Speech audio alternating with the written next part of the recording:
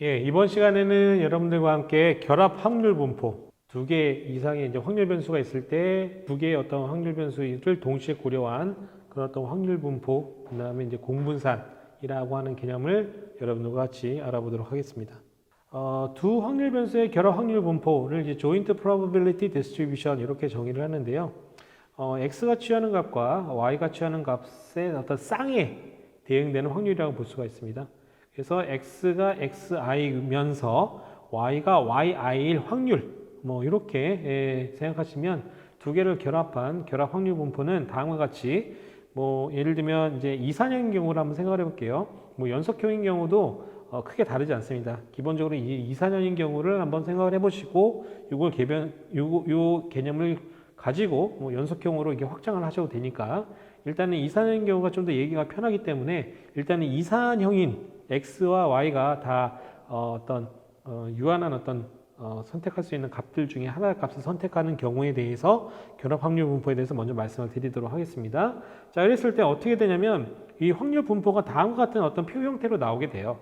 자, x가 취할 수 있는 값들이 쭉 나열되고 y가 취할 수 있는 값들이 쭉 나열이 되면 각각 해당되는 셀에 해당되는 부분, 예를 들면 이 셀에 해당되는 부분은 이 x라고 하는 확률 변수가 x2라고 하는 값을 취하면서 동시에 y라고 하는 변수가 y1이라는 값을 취하는 그런 어떤 경우의 확률입니다. 이렇게 되죠. 그래서 이제 보시는 바와 같이 얘도 이제 결합 확률 분포도 확률 분포니까 요 표상에 있는 요 각 셀에 있는 요 확률 값들을 쭉 다 더해 주시면 뭐가 나와야 되냐면 1이 나와야 돼요. 확률이니까. 각각이 다 0보다 크거나 같고 다 더했을 때 그 합이 1이 만족이 되어야 됩니다. 그래서 예를 한번 들어볼게요. 한 공장에서 2부제로 이제 교대 근무를 실시를 하는데 근로자들의 결근율에 대해서 이제 조사를 하기 위해서 다음과 같은 이제 확률 변수에 관심이 있다고 한번 가정해 보겠습니다. 그래서 x는 아침 근무자의 어떤 결근자 수, 그래서 이제 여러 가지 봤을 때 2명 이상을 넘을 수가 없습니다. 그래서 0, 1, 2가 되고요. 그다음에 y는 이제 저녁 근무조의 결근자 수라고 합시다. 그래서 y가 취할 수 있는 값은 3을 넘을 수가 없어요. 그래서 0, 1, 2, 3 이렇게 됐을 때, 자, 만약에 이제 결합 확률 분포가 다음과 같은 형태의 이렇게 테이블로 이렇게 주어져 있다 가정을 해보겠습니다. 자, 그러면 이제 여기서 얘기하는 0.05가 의미하는 바는 뭐냐면 아침 근무조의 결근자 수가 0이면서 동시에 저녁 근무조의 결근자 수 또한 0인 확률이 0.05란 얘기예요. 그 다음에 이 확률이 의미하는 바는 뭐냐면 아침 근무조의 결근자 수가 1명이고 그 다음에 저녁 근무조의 결근자 수가 2명일 확률입니다. 그게 0.25란 얘기예요. 자, 이렇게 주어져 있고요. 자, 예를 들면 그러면 이제 각각의 행에 대해서 쭉 더하면 0.29, 그 다음에 이 행에 대해서 쭉 더하면 0.59, 자, 이 행에 있는 확률 값들을 쭉 더하면 0.3입니다. 자, 더하면 뭐죠? 예, 1 맞습니다. 자, 그 다음에 마찬가지로 행에 대해서 더할 수도 있고 이제 각각의 y 값들에 대해서 자, 이게 쭉 더해 주시면 0.1이고 쭉 더해 주시면 0.3이고 쭉 더해 주시면 0.4고 쭉 더해 주시면 0.15예요. 이걸 다 더하면 마찬가지로 1이 나와야 됩니다. 자, 그랬을 때 자, 이제 바로 이어서 좀 설명을 드리겠지만 자, 요 확률을 쭉 다 더하면 이때 0.2가 나오는데 0.2가 의미하는 바가 뭘까요? 맞습니다. x가 0일, 즉 아침 근무자의 결근자 수가 0일 확률이 0.2예요. 예. 자, 두 개를 동시에 고려하는 결합 확률 분포가 주어져 있을 때 하나의 어떤 변수값에 대해서 다른 변수값을 취할 수 있는 모든 값들에 대해서 다 고려가 돼서 이걸 다 더해줬을 때 나오는 이 결과값을 보통은 이제 marginal probability distribution, 즉 주변 확률 분포라고 이야기를 합니다. 그래서 자, 이걸 어떻게 해석을 하느냐? x가 0일 확률입니다. x가 1일 확률이에요. x가 2일 확률입니다. 마찬가지로 자, 이거는 모든 x에 대해서 y가 0인 경우에 대해서 다 더해준 거잖아요. 그러면 이 확률, 즉 0.1이 의미하는 바는 뭐다? y라고 하는, 즉 저녁 근무조의 결근자 수가 0일 확률이 0.1, 1일 확률이 0.3, 2일 확률이 0.45, 3일 확률이 0.15. 자, 이거를 의미하게 됩니다. 자, 그래서 x와 y의 주변 확률 분포, marginal probability distribution이 의미하는 말은 뭐냐면, 자, 여기는 이제 x에 대한 거죠. x에 대해서 만약에 x가 xi라는 값을 가지게 될 확률입니다. 자, 이거는 만약에 결합 확률 분포가 주어져 있으면 xi는 고정되고 모든 가능한 yi에 대해서 그 결합 확률 분포를 쭉 더해 주시면 돼요. 자, 만약에 xy가 연속형이다라고 하게 되면, 자, 이거는 x는 고정시켜 놓고 y에 대해서 이렇게 적분을 다 결합 확률 분포에 대해서 y에 대해서만 적분해 주시면 됩니다. 마찬가지로 자, 이 y에 대한 marginal distribution은 어떻게 되냐? 자, 결합 확률 분포가 주어져 있을 때, 자, y가 yj가 될 확률은 yj는 픽스를 시켜놓고 모든 가능한 x에 대해서 이 결합 확률 분포에 x에 대해서만 쭉 더해 주시면 이게 바로 marginal distribution이 됩니다. 마찬가지로 이것도 y를 고정시켜 놓고 x에 대해서 모든 가능한 x에 대해서 요 적분을 해주시면 이게 주어져 있는 결합 확률 분포에 대한 marginal distribution이 됩니다. 자, 이렇게 결합 확률 분포가 주어져 있는 상황에서 예시를 한번 들어보도록 할게요. 자, 만약에 x는 뭐 아침 근무조죠. 아침 근무조의 결근자 수고 y가 저녁 근무조의 결근자 수예요.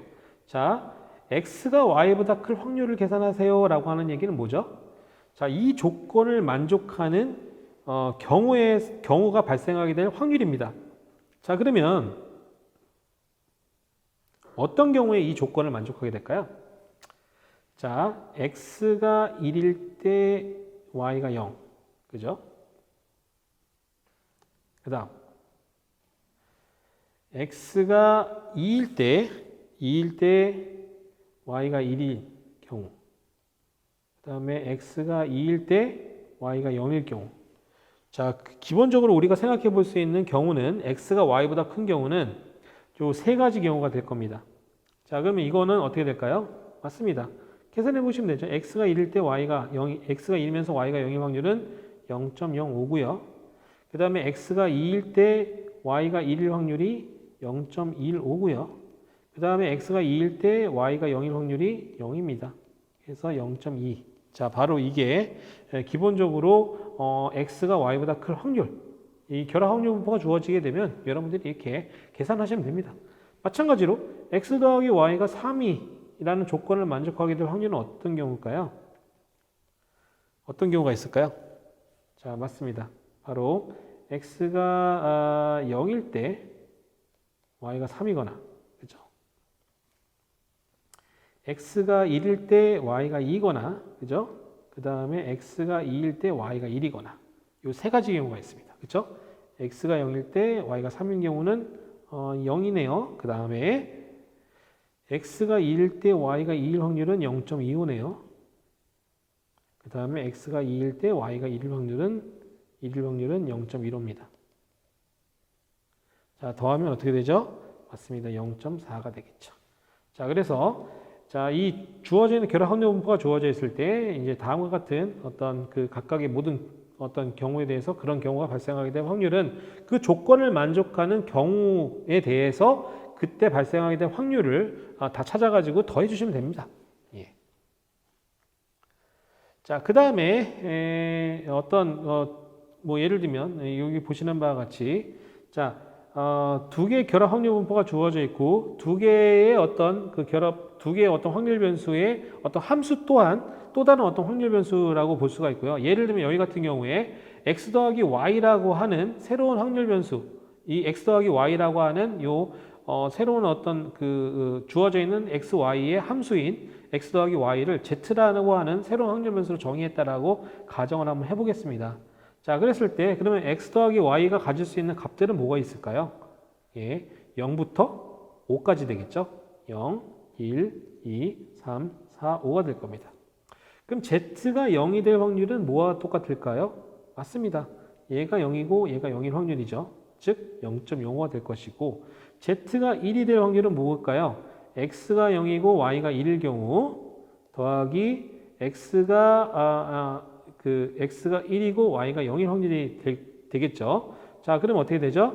0.5 더하기 0.5가 돼서 0.1이 됩니다. 이와 같은 방식으로 여러분들이 다 계산해 보시고, 예를 들면 뭐 4가 될 확률은 뭐가 될까요? 자, x가 1일 때 y가 3이거나 또는 x가 2일 때 y가 2일 확률, 즉 이 경우와 이 경우가 되겠네요. 그래서 약 0.1 더하기 0.1이 되니까 0.2가 되죠. 그래서 0.2. 이와 같이 여러분들이 결합 확률 분포가 주어져 있으면 그 결합 확률 분포를 구성하는 확률 변수들의 함수 또한 함수를 가지고 새로운 확률 변수를 정의할 수 있고, 그에 따른 확률 분포 또한 여러분들이 도출을 할 수가 있습니다. 자, 그랬을 때 확률 변수의 결합 확률 분포에 대한 결합 누적 분포를 우리가 joint cumulative probability distribution 이라고 하는 joint CDF라는 것을 정의할 수가 있습니다. 자, 그래서 joint CDF는 어떤 의미냐면, 자, 이 x라고 하는 변수가 x보다 작거나 같고, 동시에 y라고 하는 변수가 y보다 작거나 같을 확률입니다.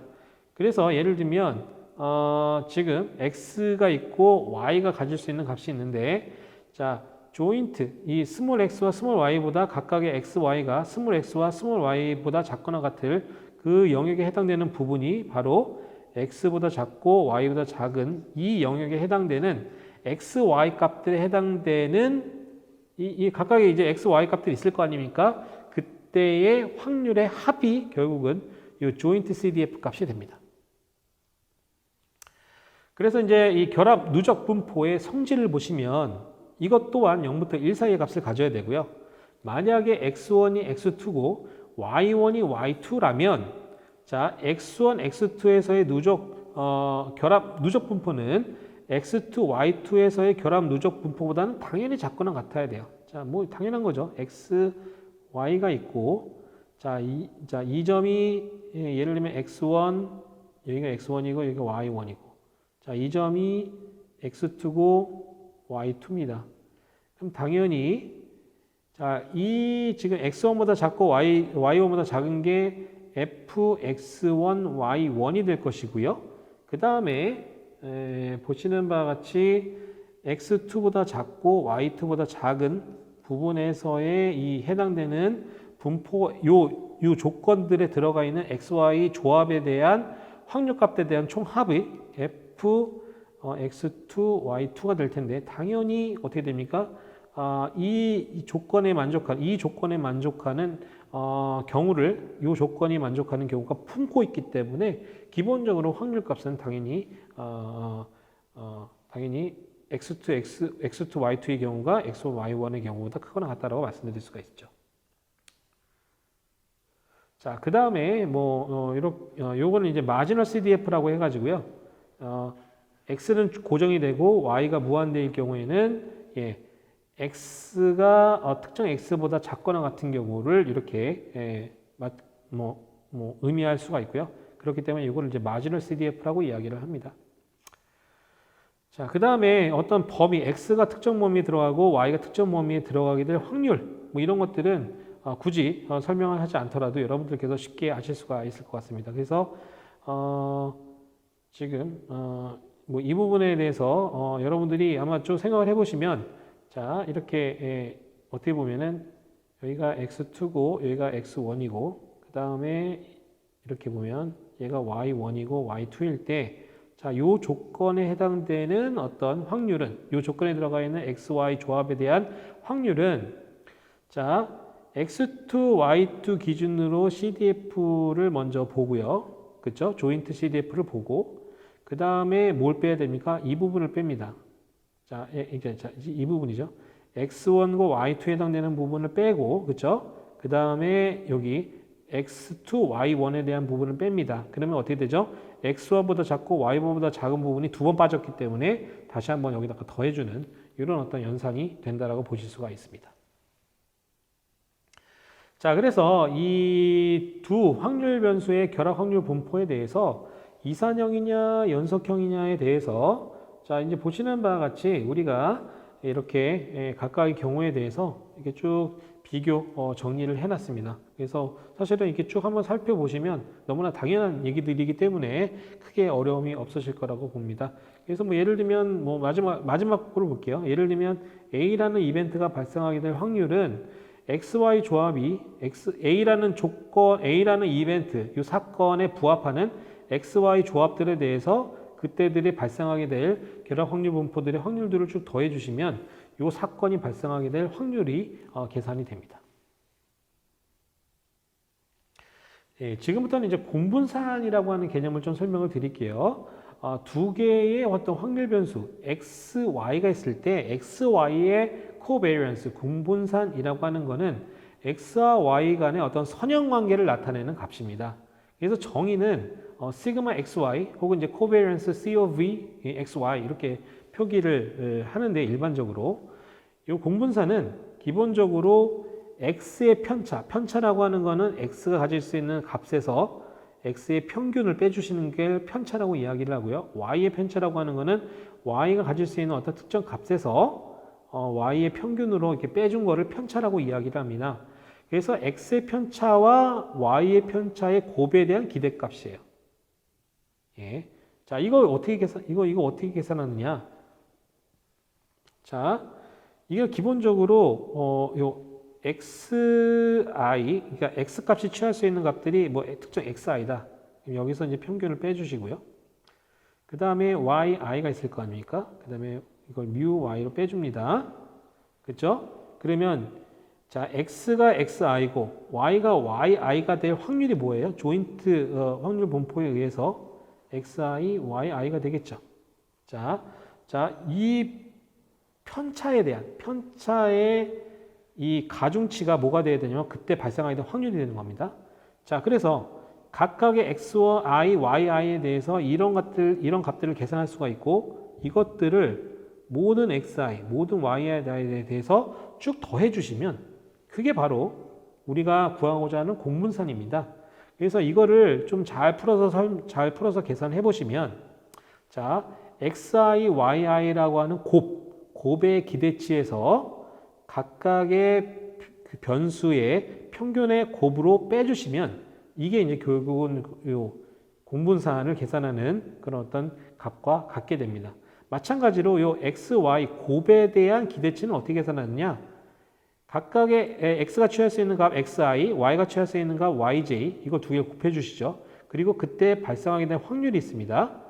그리고 이 확률을 곱해 주시면 어떻게 보면 xi, yj에 대한 가중치가 되겠죠. 확률같이 가중치가 될 것이고 모든 x에 대해서, 모든 y에 대해서 쭉 서메이션 해주시면 그게 x, y라고 하는 두 확률 변수의 곱에 대한 기대치가 됩니다. 마찬가지로 이 결합 확률 분포에 대한 정보가 있어야 되겠죠. 자, 그래서 이 코베리언스가 0이다라고 하게 되면 우리는 보통 두 확률 변수가 uncorrelated 되어 있다, 즉 상관이 없다라고 이야기를 하고요. 여러분들이 여기서 보셔야 되는 거는 공분산이라고 하는 거는 x와 y 간의 선형적인 관계를 체크하는 데만 활용이 됩니다. 이거는 왜 선형적이라는 것을 좀 강조하는 이유는 뒤에서 다시 다른 예시를 통해서 좀 추가적으로 설명을 드릴 수 있도록 하겠습니다. 자, 근데 이제 공분산 이외에 또 다른 개념이 있어요. correlation coefficient라고 하는 상관계수라고 하는 그런 어떤 용어가 있습니다. 그거는 rho x, CORR, correlation의 약자인 CORR XY 이렇게 정의가 되는데 요거는 어떻게 정의가 되냐면 공분산이라고 하는 거는 확률 변수의 측정 단위에 디펜던트하는 그런 어떤 단점이 존재하기 때문에 자, 이거를 없애기 위해서 단위의 의존성을 좀 없애기 위해서 단위에 의존적이지 않도록 이 공분산을 두 확률 변수의 x에 대한 표준 편차, y에 대한 표준 편차의 곱으로 나누게 되면 기본적으로 예를 들면 이 단위가 예를 들면 x와 y의 확률 변수의 단위가 예를 들면 미터라고 하게 되면 사실은 얘는 단위가 이제 미터 제곱이잖아요, 그렇죠? 그 다음에 이 x 표준 편차는 원래 확률 변수의 측정 단위가 동일하니까 얘도 미터고 얘도 미터기 때문에 미터 제곱으로 나누니까 어떻게 보면은 유닛이 존재하지 않는 형태로 이 값이 표현이 됩니다. 그래서 공분산을 두 확률 변수의 표준 편차의 곱으로 나눈 것을 상관계수라고 하고요. 이렇기 때문에 이 상관계수는 마이너스 1부터 1 사이에 있는 값을 가지게 됩니다. 그리고 이 상관계수는 코릴레이션을 기반으로 설명이 됐기 때문에 두 변수 간의 선형관계를 측정하는 단위로, 즉 두 변수의 관계가 얼마나 직선에 가까운지를 우리가 체크하는 그런 어떤 지표라고 보시면 될 것 같습니다. 자, 그래서 이 로의 어떤 그 상관계수의 절대값이 크면 클수록 어떻게 보면은 두 선형적인 관계가 강하다라고 말씀을 드릴 수가 있고요. 이 절대값, 로의 절대값이 작으면 작을수록 어떻게 보면은 선형적인 관계가 약하다라고 말씀드릴 수가 있어요. 그 다음에 이제 부호를 보실 수가 있어요. 로가 마이너스 1부터 플러스 1인데요. 로가 1이면 양의 관계가 있다라고 볼 수가 있고, 로가 마이너스면 음의 관계가 있다라고 볼 수 있어요.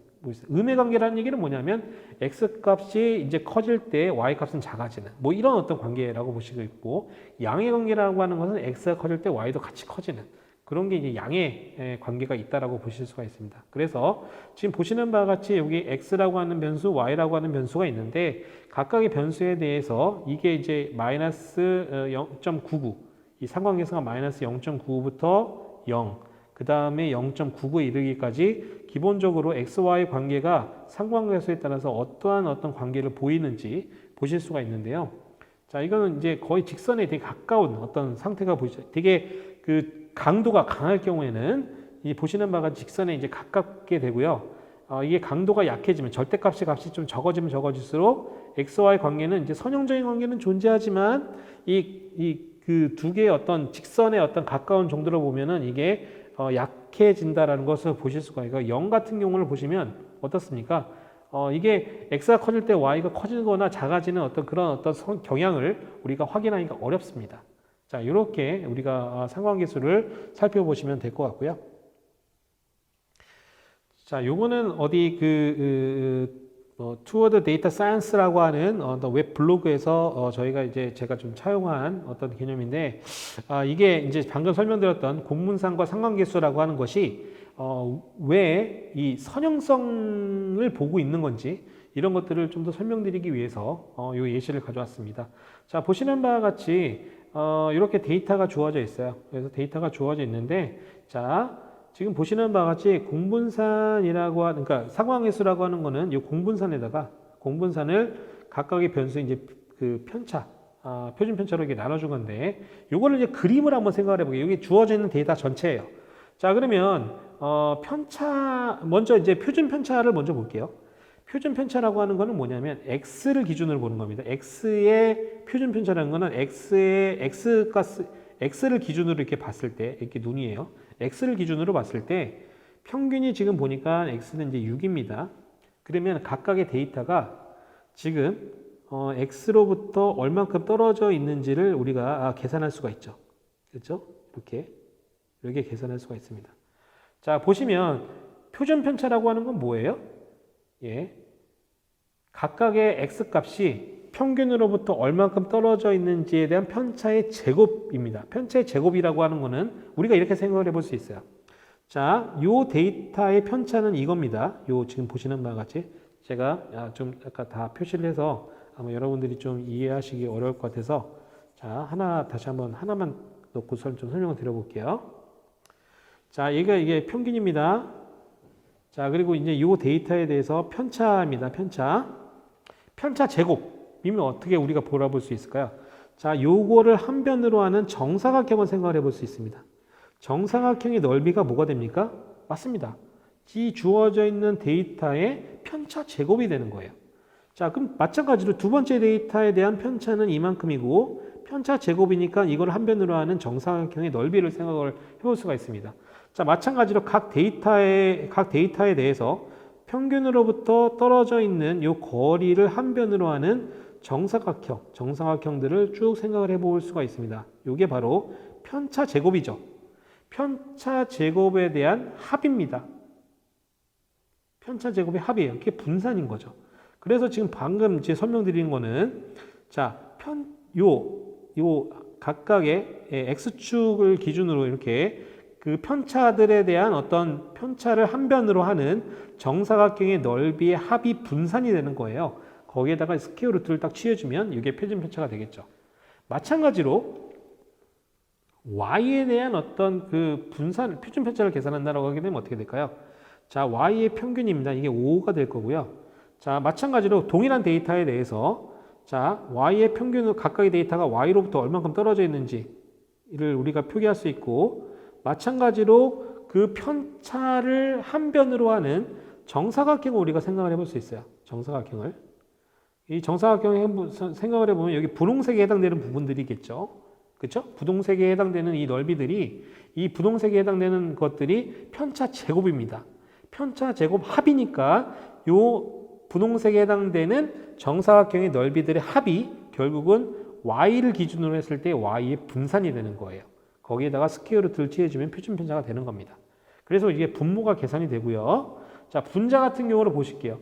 분자 같은 경우에는 편차, 즉 xi가 평균으로부터 떨어져 있는 정도, 그 다음에 곱하기 각각의 별량별로, 각각의 데이터별로, 자, yi가 y 평균으로부터 떨어져 있는 정도. 자, 보시면 이 데이터를 볼게요. 이 데이터는 x로부터 x를 기준으로 봤을 때 이만큼 떨어져 있어요. 그렇죠? 그 다음에 y를 기준으로 봤을 때 yi 빼기 y 바기 때문에 지금 이 부분입니다.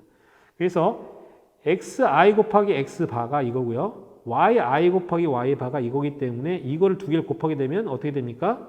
원점을 중심으로 해당되는 별량을 포함한 이렇게 직사각형을 생각해 볼 수 있고, 이 직사각형의 넓이가 됩니다. 그리고 이때 부호는 이 편차도 플러스고 이 편차도 플러스이기 때문에 예, 당연히 이 부호는 플러스가 됩니다. 근데 요걸 볼까요? 요 아래에 있는 거. 요걸 보면 자, xi 빼기 x 바예요. 그럼 요거죠. 자, 요거는 xi 빼기 x 바기 때문에 얘는 부호가 플러스입니다. 그 다음에 여기를 보시면 어떻게 될까요? yi 빼기 y 바입니다. 예. 마찬가지로 원점으로부터 이 점을 기준으로 하는 직사각형을 생각해 볼 수 있고, 직사각형의 넓이를 계산할 수 있는데, 얘는 x축으로는 플러스고 y축으로는 마이너스이기 때문에 지금 요 값을 우리가 이 x의 편차 곱하기 y 편차를 계산하시게 되면 요 넓이에다가 부호가 마이너스가 돼요. 자, 그 얘기인즉슨 무엇이냐? 자, 공분산에서 이 공분산이라고 하는 부분을 보시면, 자, 어떤 x를 중심으로 한 평균과 y를 중심으로 하는 평균을 기준으로, 자, x를 중심의 x의 평균, y 평균이죠. 이걸 기준으로 1, 4분면, 3, 4분면에 만약에 데이터가 포진되어 있으면, 자, 이를 기준으로 한 이 직사각형의 넓이, 이 편차들의 곱이죠. x의 편차 곱하기 y의 편차죠. 얘의 넓이를 계산하면 얘는 플러스 부호가 붙고요. 2, 4분면, 4, 4분면에 있는 직사각형의 넓이를 계산하면 얘는 부호가 마이너스입니다. 그래서 결국은 요 위에 코베리언스라고 하는 파트는 어떻게 계산하느냐? 1, 4분면과 3, 4분면에 해당되는 직사각형의 넓이를 녹색에 해당되는 넓이를 계산하시고 그걸 더해줍니다. 그 다음에 분홍색 2, 4분면, 4, 4분면에 해당되는 직사각형의 넓이를 계산해서 더해줍니다. 그래서 녹색에서 요 빨간색을 빼주시면 그게 바로 공분산이 되는 거예요. 이해가 좀 되시나요? 자, 그렇기 때문에 자, 요게 이제 분자가 되는 겁니다. 그래서 분모에서 분자를 분자를 분모로 이렇게 나눠주시면 요때 이제 이 주어져 있는 데이터 같은 경우에 코릴레이션은 한 코릴레이션 코에피션트가 0.53 정도가 57 정도가 되더라라는 겁니다. 자, 그래서 이제 이 공분산과 상관계수를 여러분들이 계산하실 때 좀 유의할 점을 좀 이제 여기서 이제 얘기를 하고 있는 건데요. 자, 여기 같은 경우에 이제 남녀 두 그룹에 대해서 이제 치료를 수행했습니다. 그래서 이제 남자들 같은 경우에는 좀 어떤 투약 용량과 회복 간의 관계예요. 투약 용량과 회복 간의 관계입니다. 그래서 이 관계가 어떤 관계인지를 우리가 이 공분산이나 코릴레이션 상관계수를 계산해 가지고 어떤 관계가 있는지, 즉 그 투약 용량과 그 다음에 회복과의 어떤 관계가 양의 상관관계에 있는지 음의 상관관계에 있는지를 좀 파악을 하고자 데이터를 모았어요. 그래서 이제 여기서 데이터를 모을 때 남자는 이제 키가 크고 이제 몸무게가 좀 많이 좀 많이 나간다고 봐서 투약 용량을 좀 더 높게 했어요. 자, 그래서 데이터를 다음과 같이 데이터를 이렇게 모았습니다. 자, 그래서 우리가 이제 알고 싶은 거는 이 투약 용량과 이 리커버리, 회복 간의 어떤 상관관계를 계산을 해봅니다. 그래서 봤더니 어떻습니까? X의 평균, Y의 평균을 계산하고 그 다음에 이제 이 공분 상관계수를 계산할 때 이 분자 쪽을 계산해봤어요. 분자 쪽을 계산해봤더니 어떻게 됩니까? 자, 이렇게 지금 보시는 바와 같이 다 일사분면에 다 있어요. 일사분면, 삼사분면에 있습니다. 그렇죠? 그럼 이 넓이들을 쭉 녹색에 해당되는 이 직사각형의 넓이를 다 계산하면 분자가 나오고요. 그 다음에 분모 같은 경우도 이렇게 보시는 바와 같이 X를 기준으로 편차들을 좀 볼 수 있고, 그렇죠? 또 Y를 기준으로 또 이렇게 편차를 이렇게 보실 수가 있습니다. 그래서 각각의 변을 한 변으로 하는 정사각형들을 계산해서 그 넓이들을 계산해서 분모를 계산했더니 0.6이 나왔어요. 그러면 우리가 양의 상관관계에 있다고 볼 수가 있는 거잖아요. 그 얘기는 투약 용량이 커지면 커질수록 회복이 좀 더 용이하게 되더라라고 우리가 해석을 할 수가 있게 됩니다. 근데 이게 잘 봤더니 아까 제가 뭐라고 말씀드렸냐면 남성인 경우에 좀 투약 용량을 좀 더 높게 가져갔어요. 그래서 이 주어져 있는 데이터를 남녀를 합치지 않고 따로 옵니다. 남성이고요, 여성입니다. 봤더니 데이터가 어떻습니까? 남성만 보고 여러분들이 만약에 이 공분사를 계산하시면 데이터의 대부분이 이렇게 2사분면, 4사분면 존재하기 때문에 어떻게 보면은 분자, 코릴레이션이 마이너스가 나올 가능성이 높습니다. 마찬가지죠. 이것도 투약용이 높아지니까 리커버리가 줄어드는 이런 상황들이 발생합니다. 자, 무슨 얘기일까요? 여러분들이 이제 데이터를 어떻게 모았는지도 우리가 단순하게 데이터만 모아놓고 남성과 여성에 대해서 투약 용량을 다르게 했다라는 사실을 모른 채 그냥 남녀가 섞인 데이터를 가지고 다음과 같이 이 상관관계 분석을 통해서 상관계수를 도출해냈을 때 우리가 잘못된 결론에 이를 수 있습니다. 즉 투약 용량을 높이면은 회복이 좋아진다 라는 어떤 잘못된 결론이 될 수가 있다는 거예요. 근데 만약에 이제 데이터를 봤을 때 이게 남성과 여성이 좀 약간 투약 용량을 다르게 했고 우리가 데이터를 봤더니 어떻습니까? 우리가 양의 상관관계가 아니라 오히려 각각의 어떤 성별로 봤을 때 데이터를 코릴레이션 분석을 하게 되면 아마 마이너스 음의 상관관계가 나오게 되면 즉 투약 용량을 크게 할수록 회복이 더뎌진다 라는 그런 어떤 완전히 다른 결론을 우리가 얻을 수가 있게 됩니다. 그래서 우리가 뭔가 상관관계 분석할 때는 데이터가 어떻게 모아졌는지도 여러분들이 유심히 보셔야 된다는 것을 말씀드리는 거고요. 자, 두 번째, 만약에 데이터가 대칭 관계에 있을 경우는 어떻게 됩니까? 라고 하는 부분이에요. 자, 여기서 대칭 관계가 있어요. 자, 그러면 X와 Y는 분명히 관계가 있습니다.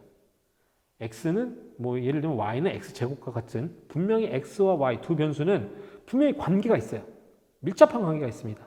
근데 자, 이 데이터를 가지고 코릴레이션 코에피션트를 계산해 봤더니 0이 나와요. 왜 0이 나왔는지를 한번 보면 자, 보시는 바와 같이 완벽한 대칭이에요.